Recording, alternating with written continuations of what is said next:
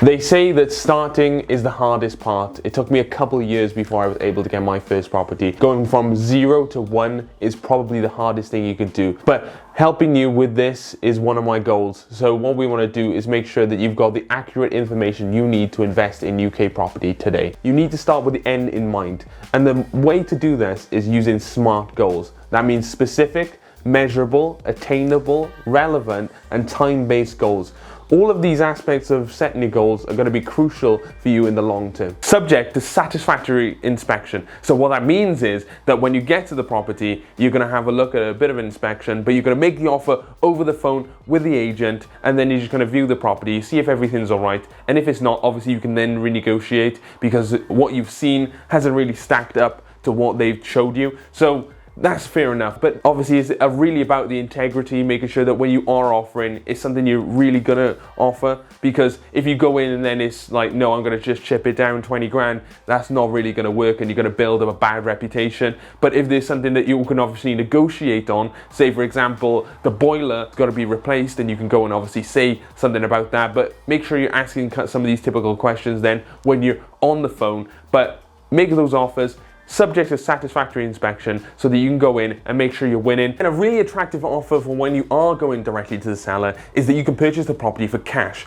The idea is that if you're purchasing cash, they have the certainty that you can go through with the transaction and they're not going to go faffing around with mortgages. So the idea is that you have the certainty, you have the cash, and it shows that you are serious. If you can prove that to them, if you really want to increase your chances, show them the bank statement like before. If you can do that, it then gives them the certainty that you can go through with that transaction and helps make sure you get your offers accepted. Sweeten the deal. So you can talk about clearing the property if it's really cluttered or they're really struggling, if they're an elderly lady or whatever it is.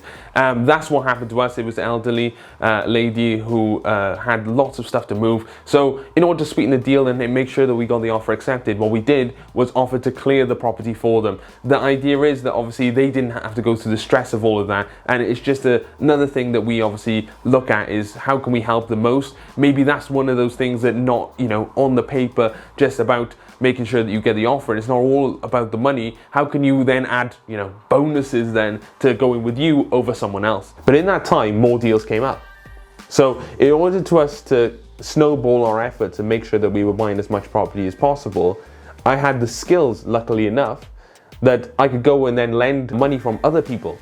And lending money from other people is another strategy. I had a little bit of funds left, and I used that money then to purchase the next property shortly after that one. Maybe South Wales or up north, the north of England. Well, then comes other factors. You need to think then about the time that it's going to take to get to the place. You've got to think about the resources. Who do I know in the area? If you don't know anybody, how do you get to know the people in the area?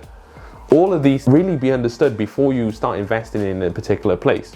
Assessment and due diligence are really crucial before you make that decision. You've got places like Aberdeen in Scotland, which are actually, the prices are going down. This is not something you want when all the prices around you are going up. It doesn't really make sense to invest in an area like that. Even below market value property is, and how we're getting below market value properties week in, week out, and we're going to share some insider secrets in exactly how you can do exactly the same. So if that sounds of interest to you, then watch the rest of this video. I'm going to be sharing with you exactly how we buy properties like this, and this. Then you can buy even more properties with accelerated purchase power. Who do you need in your team is a very crucial part of the puzzle. Now, when I think about it, I think of the solicitor, I think of the mortgage broker, I think of the contractors that you're going to use. There's lots of different contractors out there, and it's hard to find good ones. It's hard to find good any of these things in property. And don't just go with the recommendations that you hear online, okay?